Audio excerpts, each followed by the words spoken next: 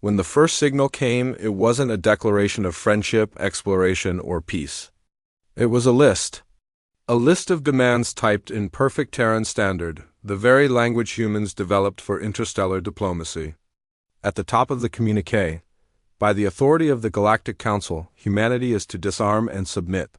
No preamble, no introduction, no reason given, just an ultimatum sent from the political heart of the galaxy, where beings had lived among the stars for hundreds of thousands of years before Earth, had even discovered electricity. The message landed in the middle of a peaceful afternoon on Earth.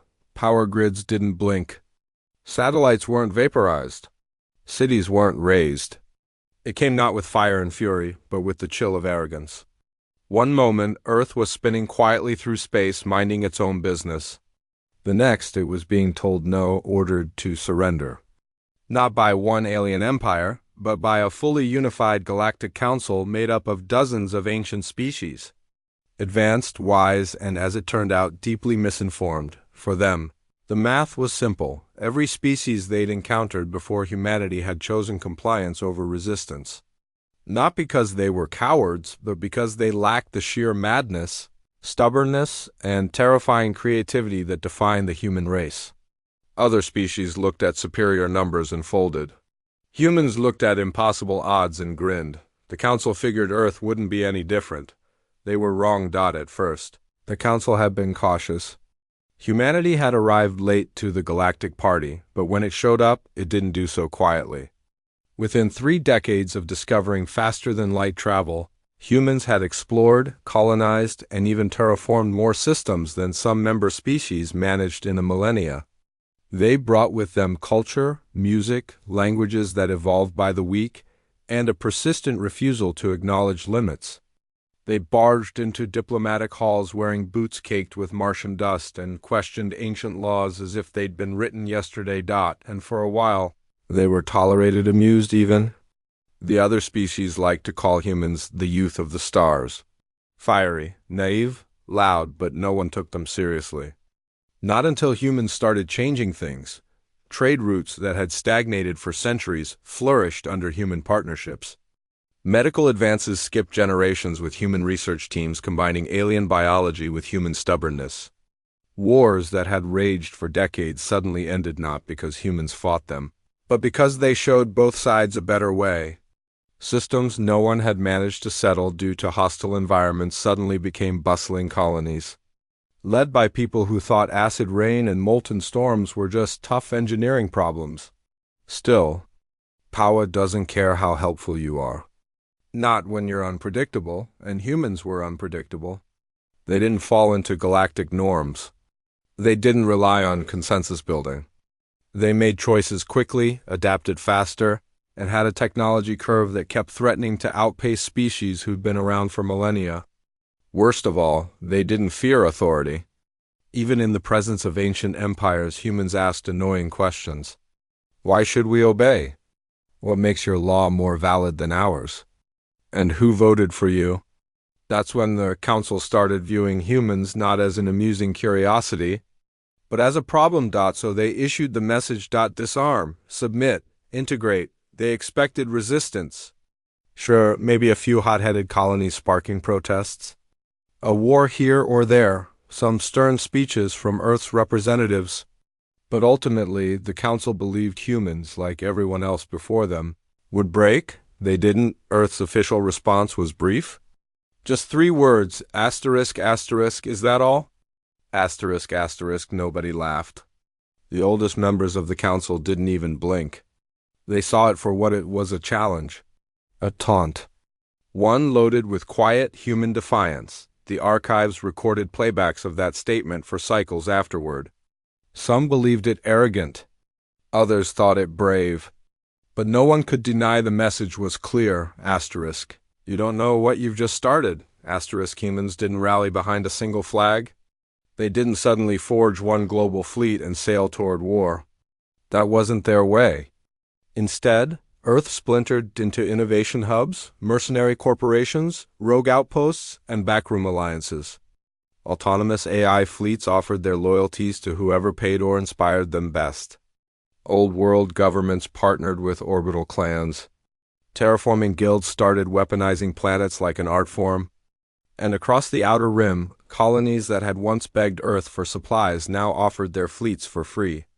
Not because Earth asked, but because it was human. And no matter where you were born, once you were human, family was non-negotiable. Inside the Council's grand chambers, species whispered that maybe they pushed too hard, that maybe this youthful race wasn't naive after all.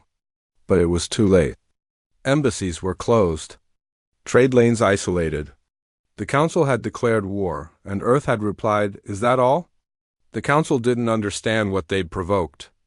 They thought human warfare was about ships and weapons.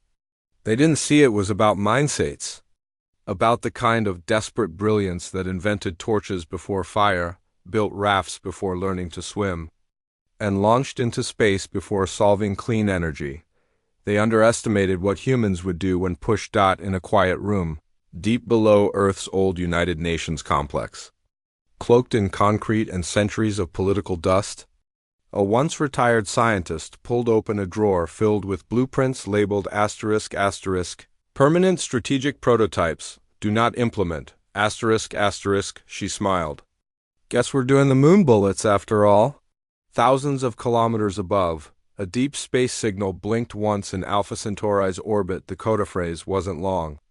Just 2 words, Plan Umbra, across cold vacuum and silently orbiting debris fields. Old war satellites flickered to life, forgotten weapons repurposed from their original designs. Now given a single, final purpose. Meanwhile, in a shipping depot orbiting Uranus, a grizzled fleet captain barked orders at a half-frozen AI co-pilot. Load the cargo, shield the cores, and mask the weapons as medical supplies. If we're going back into Council territory, we're doing it ghost style.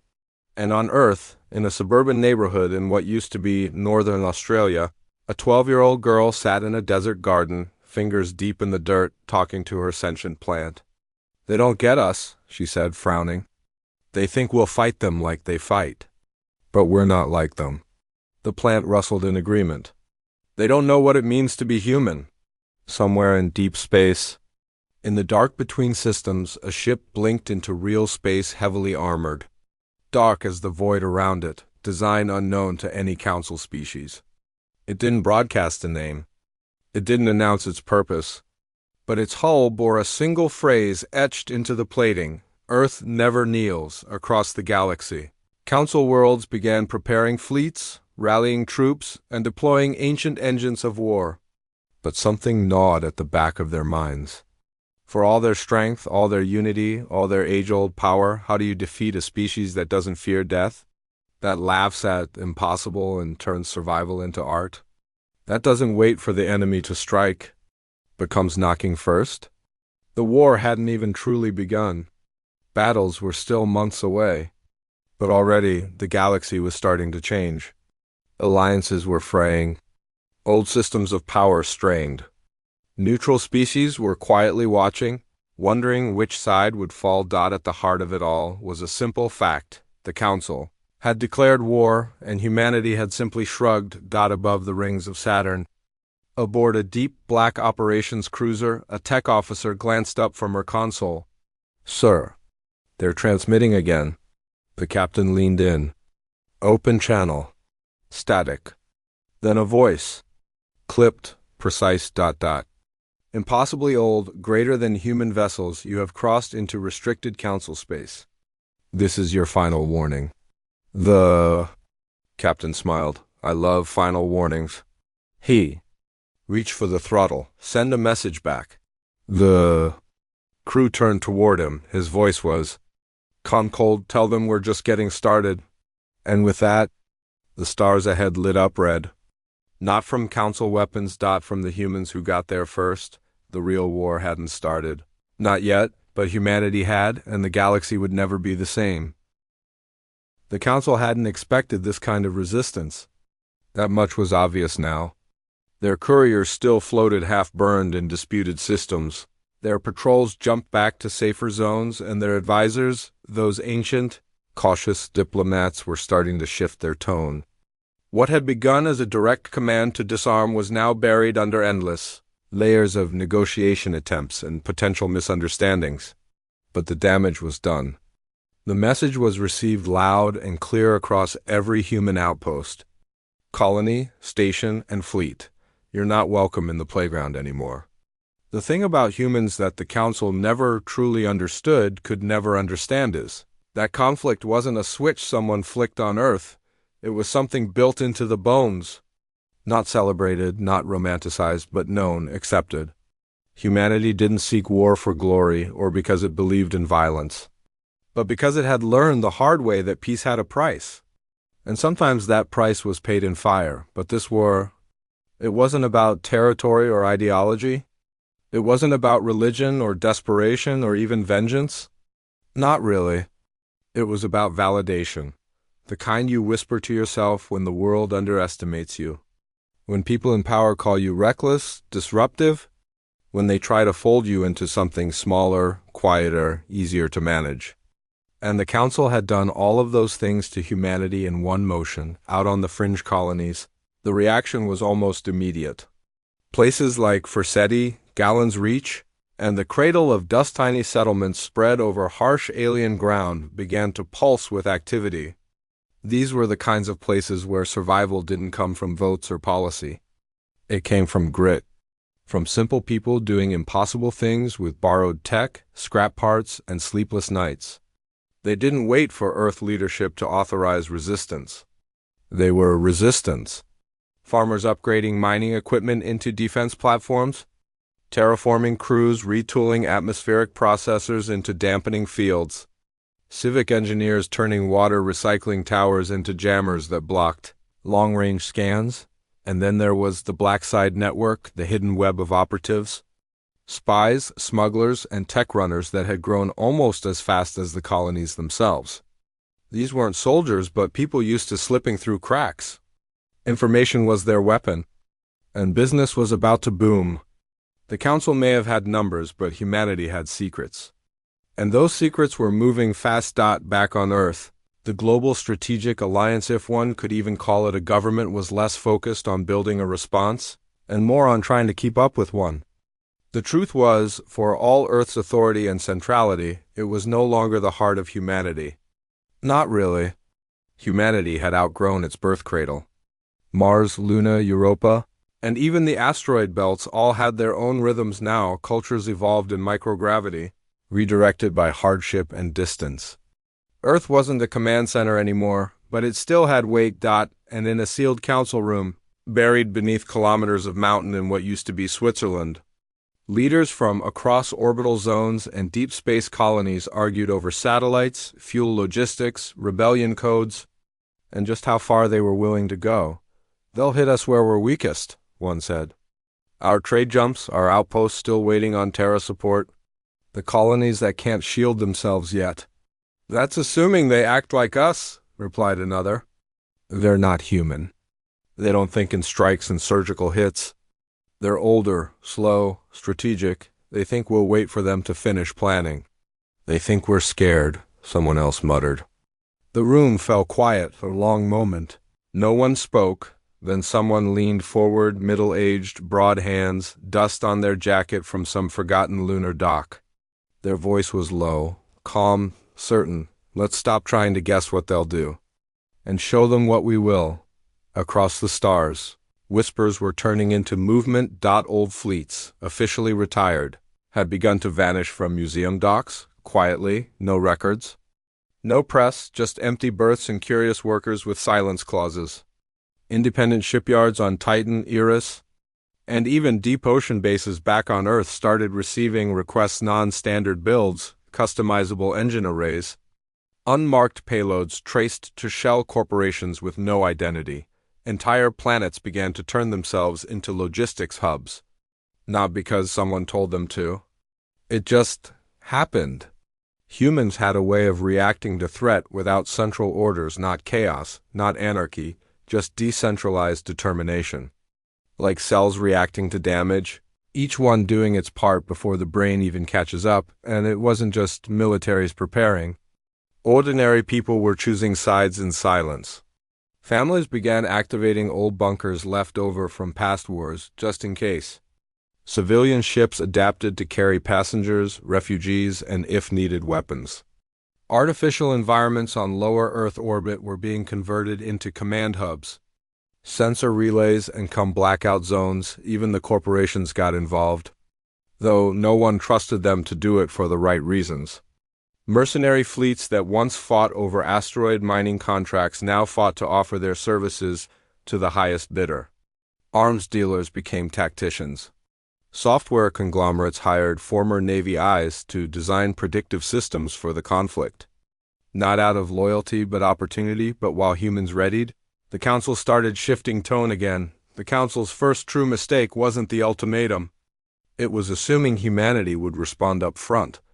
So when nothing major happened right away, no big battle, no planetary standoff, they comforted themselves with false assumptions. They didn't realize the humans were already inside their data networks, inside their communications systems, inside their planetary registries and fleet route records. When a Council weapons convoy vanished above the red moons of Caton, it looked like a fluke. A meteor collision, perhaps. Sensor misfire. When 5 more convoys disappeared across unrelated sectors, the excuses started wearing thin, but it was the footage from a derelict Council security drone that changed everything. Grainy, flickering, pacing over ruins that weren't just destroyed, they were repurposed. Signs specially left behind. Not outright sabotage, but something far more psychological. Graffiti painted by hand on the underside of a fuel station orbiting a Council node. Asterisk, who's the primitive now? And in bright red beneath it, humanity was here. Asterisk. Suddenly, the war wasn't hypothetical anymore. The Council had thought themselves the first to act, but humanity had started fighting the instant the message was received. Not with fleets. With fear. With confusion. With teeth in the shadows. Back on Earth. In the orbital city of Terra Station, Arcus, a girl stood on the edge of a scaffold, looking down over the clouds that stretched across the Pacific like bruised silk. Her jacket crackled in the wind, stitched with patches from every rogue outfit in the solar system. Beside her, an old pilot tuned the settings on a prototype craft that hadn't been flown since before the Council even knew Earth existed. He didn't look at her when he spoke. "You sure you're ready?" She nodded, pulling down a visor etched with sensor mods. "We don't have time to wait." He smiled. "Good answer." The ship's engines hummed to life, thrumming like old war drums. Elsewhere, buried deep beneath the frozen crust of Europa, a different kind of preparation was underway. Scientists working around the clock on something older than even the Council suspected. A relic, they called it. Or maybe a mistake. A tech core no one had dared activate until now, for fear of what it might do. Now, fingers hovered over ancient controls. Decisions were made in silence, because if the coming storm couldn't be avoided, humanity was going to walk into it with everything. The Council claimed dominance. Humans? They didn't claim, they proved. So when the next Council message came coded, stripped of formality, shaking with urgency, the humans read it with quiet satisfaction. It didn't demand surrender this time. It asked a question. "What do you want?" The response wasn't immediate because humans had to really think about that. Was it revenge? No, not exactly. Was it respect? Maybe, but more than anything, it was a warning, a reminder. They weren't just humans from Earth anymore, they were humanity, and they refused to kneel. The next move would be theirs, and all across space. The galaxy held its breath, waiting, wondering. What comes after asterisk? Is that all? Asterisk? They were about to find out. The war hadn't officially begun, but lines were already being drawn in places the Council couldn't see. Or maybe refused to. To them, acts of sabotage were isolated incidents. Colony unrest was a minor disturbance. Disappearing convoys? Statistical anomalies. That kind of arrogance had always been native to old power. Believing history alone would protect you. That wisdom came only from age. But humanity had never followed that script. In a small outpost floating in the gravity well of a dead world, A group of independent traders huddled in the makeshift war room of their rusted ship. The air recycler hummed too loud, the plating creaked with stress, and the coffee was terrible. But the people in that room knew things, unofficial things. They weren't soldiers or scientists, mostly smugglers, freelancers, ex-naval technicians who'd burned too many bridges to go back. They passed around data pads marked with spots on maps the Council hadn't published. Gaps in patrol schedules. Weak points in comms relay routes. There was tension in the room. Not fear anticipation. The kind that grows before the tip of the spear flies forward. One of them pointed to a red-lit route that wound near the border of Council space. You see that? That's where we're gonna drop it. Right between their fancy cruisers? Another smirked. You think that little satellite's gonna change anything? It's not about the satellite. It's about what's on it? A full broadcast feed? Raw and uncut. Footage from when they peacefully annexed Varel Station? That's, a war crime. No, it was a war crime. Now it's proof, elsewhere, in the icy dark of the outer systems, a quiet transmission pulsed from a hidden relay buried beneath kilometers of frozen rock. It reached a ship trailing cold, its drive signature camouflage so deep it felt like part of the void itself. Inside, a trio of humans sat in vacuum-insulated seats, staring at holograms of alien war patterns. The captain's voice was low. They're moving. Not in waves clusters, like they know they'll take losses so they're dividing it up. Smarter than before. Her second, a young analyst trained in Martian fleet academies, scrolled through battle simulations. They've started studying us, figuring out where we push, how we hide. They're adapting. Let 'em, the third man muttered. The more they adapt, the more they move like us. That's their first mistake. Because the brutal, uncomfortable truth was that no alien force had ever fully faced the way humans fought a war, not when everything was on the line. Unity to humanity did not mean uniformity. It meant chaos with a purpose. 1,000 voices shouting the same song in different keys, somewhere in the mid-rim buffer systems. Two factions of humans were already fighting each other, technically on the same side, but locked in an argument over tactics and control. One group believed in striking first and hard-hit Council logistics centers, split their supply chains. The other wanted infiltration, methodical pressure. Take their info. Break their networks. Let the Council collapse from the inside out, neither side lost. Because while they argued, an entirely different colony unaffiliated with either approach hijacked two Council listening posts and turned them into solar-powered signal scramblers. The coordination hadn't been planned. It just happened. This was how humanity did war, with too many hands, too little sleep, and way too much imagination, but not everyone was thrilled out past the Andro-Arc stations. A Council defector non-human, biologically enhanced, old by any measure, sat in a containment cell aboard a human cruiser. He'd surrendered voluntarily, claimed he had information, asked for an audience.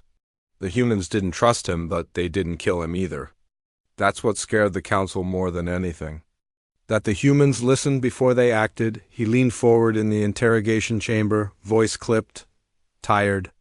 You think this is about dominance? Territory? It's not. It's about control, predictability. The Council has spent centuries keeping chaos contained.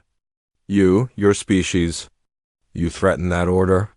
The interrogator, a tired woman who barely slept these days, didn't flinch. Order is just control dressed up in nice words. You don't want peace, you want obedience. Because peace through obedience works, he replied, eyes flaring. You just refuse to learn. No, she said softly. We refuse to forget who we are. When she left the chamber, she passed a young technician, eavesdropping. The tech waited until she was gone, then slipped a dataship into a palm-sized drone. No one noticed as it zipped off silently into the maze of the ships. Ventilation system .spy networks had woken up long before the first Council cruiser lit up the stars. Double agents, code scramblers, shattered loyalties. This war was already being fought by whispers. On both sides, dot in the political holes back on Earth, the atmosphere was tense.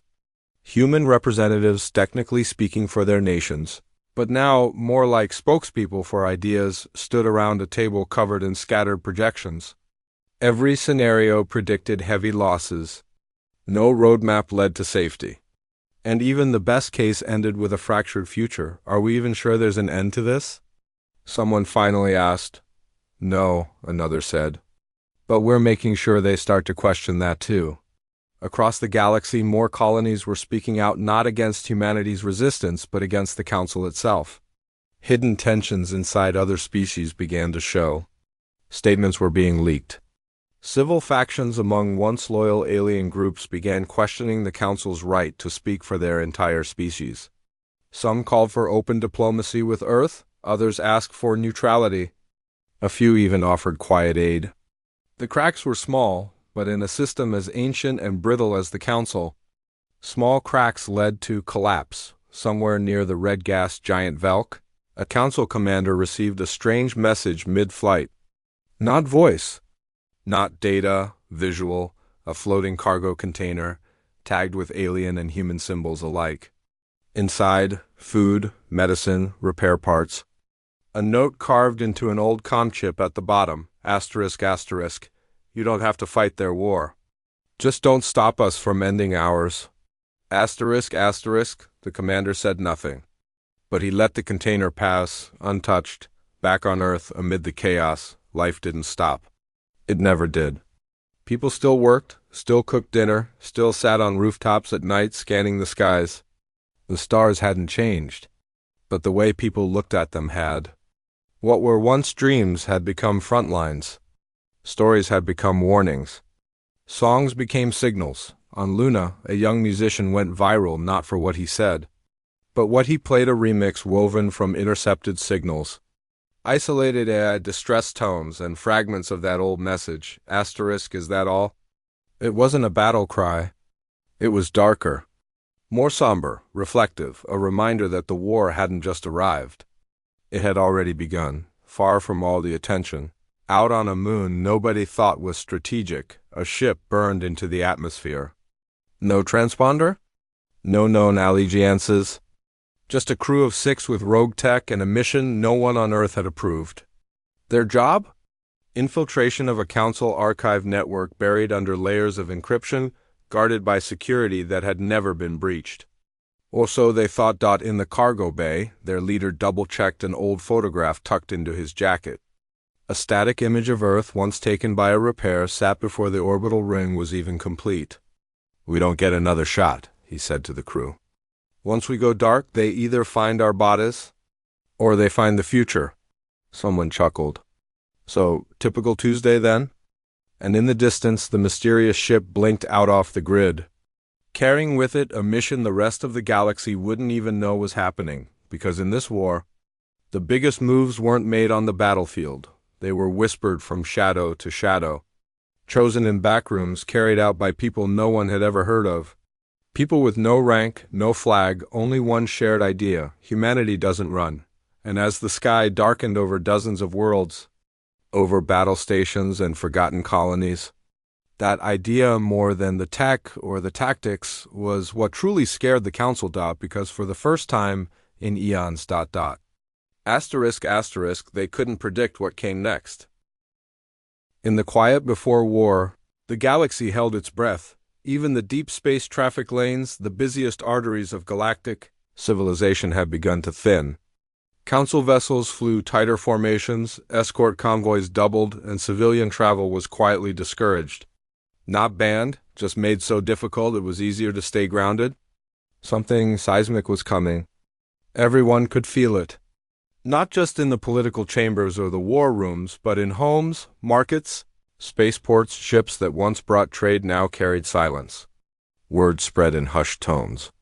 Systems that had once been loyal to the Council were sending fewer messages. Their diplomats missed scheduled coms. Power shifts had begun, subtle and unspoken.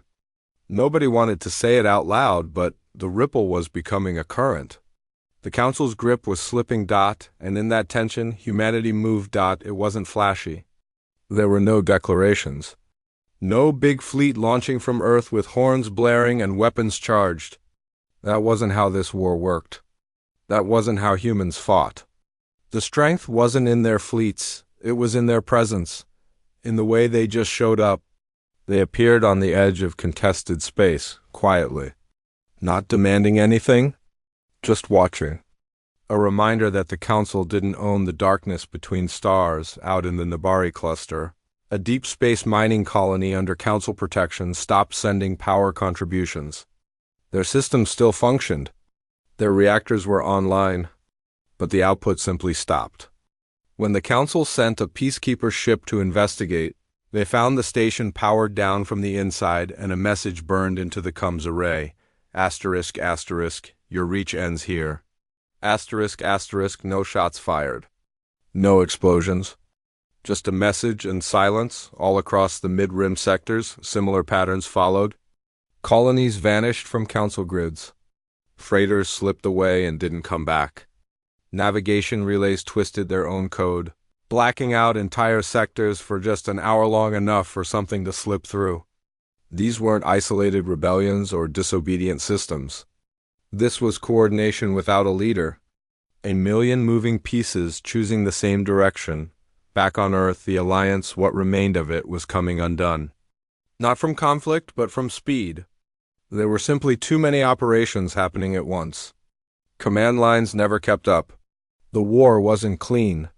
Protocol wasn't followed. People weren't asking permission anymore.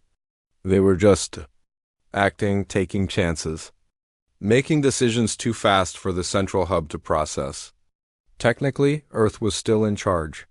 Practically, it was just one more voice in the storm, somewhere in low orbit above Mercury. A stealth platform known only to 5 people activated early. It had been scheduled for launch 3 standard months later, but one of the lead engineers pushed the final sequence without clearance. She said she had a dream. Said she saw a light breaking in the black around Saturn and knew, somehow, that they needed more eyes up the same day. Deep in Council territory, an emergency signal was received by 16 different Council nodes. The data was fragmented, full of static. At first they dismissed it until the decrypt AI they bought from a stolen Terran algorithm ironically started pulling out clearer visuals. The footage was raw, chaotic. A Council Base 1 of the deep core research hubs half destroyed. Flames in artificial gravity. Security bots torn apart. Human voices in the audio. Screaming, orders, gunfire. And at the front, a blurry silhouette walking calmly through the wreckage, plasma rifle idle in one hand. Comms device in the other, the audio cut in just long enough to capture the voice. ***, this isn't vengeance. It's punctuation. ***, that was the moment the Council realized something had changed. Not just in human capability, but in intent. This wasn't about resisting anymore, it was becoming something else. A permanent mark. A scar across every system that thought itself untouchable. Near the Rimstone Divide, a volatile zone of failed colonies and asteroid debris, a hidden fleet began to assemble. It had no formal name, no flag. It wasn't made of Navy ships, but recommissioned freighters, stealth corvettes, modified science vessels, and drone carriers repurposed without a single command approval. Sloppy by their standards. Brilliant by human ones. And at its unofficial center, aboard a half-destroyed dreadnought being rebuilt entirely by hand, sat a commander who'd been discharged years ago after defying direct orders during the Athean skirmish. A man who once said, if we follow rules designed for peace, we'll lose every war before it starts. He wasn't following orders now, he was writing new ones. We won't strike their core, he told his crew in a dim-lit conference bay. We'll strike what they can't replace. The symbols. The relics. The places they think define their history. Won't that make them dig in harder? Someone asked. He shook his head. No, it'll make their people question. When the monuments fall, the myths fall with them. Back on a red-lit moon station orbiting the lesser-known gas giant Javaros Kai, another thread was tightening. The infiltration crew that had vanished 3 weeks earlier was back. Sort of, only. One had returned, her ship limped across space on emergency fuel. Engine shot, hull cracked, oxygen on low emergency reserves. She was unconscious when they pulled her out. The med team kept her alive. Barely. When she woke up 6 hours later, she had one thing: a data chip. No explanation. No speech.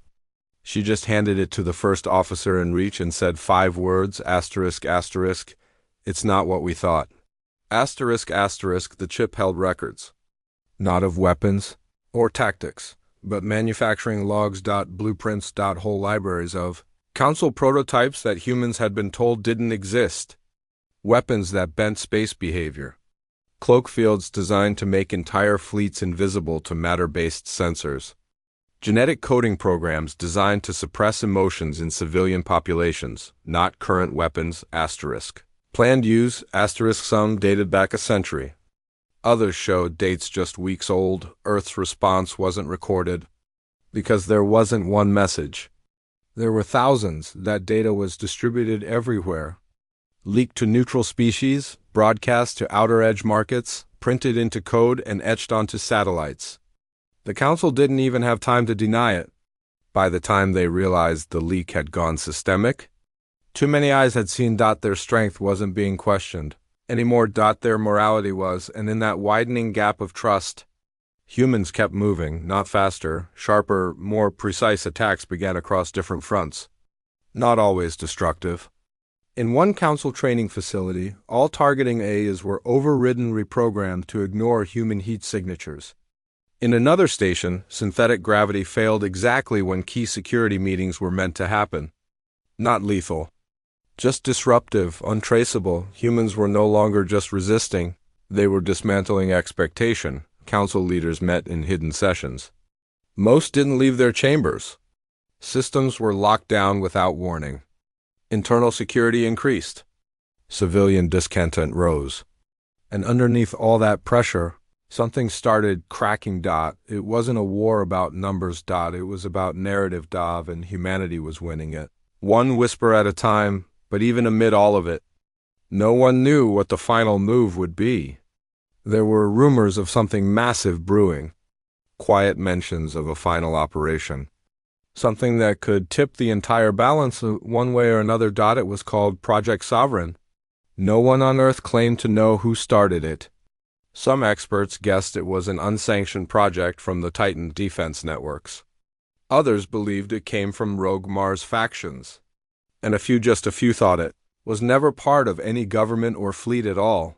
Legend whispered that it was being built in the void beyond mapped space. That it wasn't a weapon in the traditional sense. Not fire or steel or lasers, but something more psychological. Something that would change not just the outcome of the war, but the rules of engagement themselves. And when it appeared, if it appeared, it would not carry a warning. Nobody knew what Sovereign was, only that it had one directive carved into its baseplate according to whispers from defectors, technicians, and half-hacked intercepted files. Asterisk, asterisk, for every time they underestimated us. Asterisk, asterisk, suspicion grew. Council fleets doubled defenses. Entire systems were converted into staging grounds. Still, it wasn't enough. Because even with all their surveillance, all their ancient intelligence networks, no one could figure out where humanity truly was. Because humanity was everywhere. They were the pilot in the mining rig now docked beside the Council's largest carrier. They were the technician patching code on a public registry node near the capital system. They were the soldier turned refugee collecting stories from other oppressed worlds. They weren't waiting for orders, and they weren't asking permission. In the dark between stars, something stirred. A signal, new, unidentified. It was spreading encrypted. Layered, pulsing through comes bands and rhythm. Then the message came through. Not an attack. Not words, just coordinates, a rendezvous, a line drawn. The humans weren't coming for peace. Now they were calling the Council out face to face, and the galaxy prepared to watch it unfold. The coordinates spread fast. Within hours, nearly every communication relay in deep space had seen the signal. Some were intercepted by the Council's intelligence teams, others moved quietly through trade circuits, black market circles, and outer colony networks. The message was direct: a time, a place, nothing more. No threats, no demands. Just an invitation. It unsettled the council not because of what was said, but because of what wasn't. They debated if it was a trap, a trick, or worse, confidence. No species had ever spoken to the council this way, especially not humans, not before this war. Still, they couldn't ignore it. So they came. 3 diplomatic vessels escorted by cruisers, sleek and cold, moving like they were still in control. The humans arrived too. Not with fanfare or massive fleets, just a handful of ships. Mixed designs from across colonies, battle-worn, customized, quiet. One of them pulsed with an odd blue glow, powered by a tech barely understood. No flags flew. No names were broadcast, they just waited. The 2 sides faced each other across silent space. In the empty dead zone known as Dervin's Reach, there were no vital systems here, no colonies, no strategic edge. Just a forgotten corner of the galaxy, and now a line drawn. Then came the voice. A woman appeared on the human flagship screen. She wore a plain shirt, no medals, no visible rank. She didn't posture. Her tone was calm. "We're here because this needs to end," she said. "Not settle. Not break. End." One of the council members replied, keeping his voice flat and rehearsed. "You do not represent a recognized authority. You have broken interstellar law. There is nothing to negotiate." She listened, then spoke again, a little slower. "We're not negotiating who we are." Another council voice followed, more careful, more political. "For all the chaos you've caused, there has to be something you want. Name it. A planet? Territory? A position beneath legal structure?" "No," she answered. "We don't want a place under your system. We're not asking to fit in. We're showing you that we already exist outside of it, and we always will." The commanding channel shifted to a display behind her. A reel of images blinked to life. Not weapons. Not fleets. Worlds. Stories. Footage of distant alien colonies that had quietly broken ties with the council. Systems rejecting council law. People, not just humans, rising up in their own ways, some joining with Earth, others simply saying they'd had enough. Then came the file, not a rumor. Not propaganda, real council data-sensitive files that had been released during the recent leaks. Internal programs showing plans to control population behavior, psychological compliance systems, entire operations, aimed at turning citizens into loyal, unquestioning parts of the structure. The room went heavy. One council member tried to deny it, claimed it was outdated, misinterpreted data from a closed protocol. But it was too late. The truth had spread across stars. Not just to humans, but thousands of species watching from the edge. "You tried to guide the galaxy through quiet force," the human speaker said. "Humans just reminded everyone that being controlled quietly is still control." A slow silence followed, then she finished. "We're not here to ask for peace or war. We're here so the galaxy can see you face someone who refused to kneel, not for power, not for revenge. Just to be left alone." The council ship ended the transmission. No agreement was signed, yet they didn't fire. Didn't stay. They turned, slow and silent, back into the stars. Their retreat said more than any message could. On the human ships, the crew didn't cheer. No one danced or declared victory. Wars like this didn't end in ceremony. They faded quietly, like a storm finally running out of places to tear through. Was that the end? Someone asked, staring at the screen. Another replied, almost whispering, "No. That was the beginning where we finally stood still." Back on Earth, the story spread, not as a tale of conquest, but survival. A quiet resistance that reminded a galaxy how to think again. People returned to their work, their homes, their hopes, and all across human space, from Luna to the outer belts, another change had started. Not in governments or laws, but in voices, aliens began visiting Earth without permission slips. Colonies started writing their own rules again, and the next generation of ships were built not for war, but for defense. With a message: we remember who we are, somewhere on a rimworld station. 2 engineers looked up from their console. One was from Mars. The other, once a scientist serving under the council, now wore no badge, They drank, laughed, and argued about engine speeds. Like old friends. In a classroom on series. A child read aloud a line scratched onto an old hull fragment kept in a teaching hall. We are humanity. We do not belong to you, and those words echoed in the hearts that heard them, out on Dervin's reach. Long after the talks ended, someone placed a lensa, simple device pointed toward open skies. Not military, not political. Just a view of the stars. At its base, a phrase was engraved. It didn't command or challenge. It was simply a reminder of what started it all. We didn't ask for this war. But when it came, we only asked one question. Is that all? The galaxy found its answer, and it remembered who had asked first.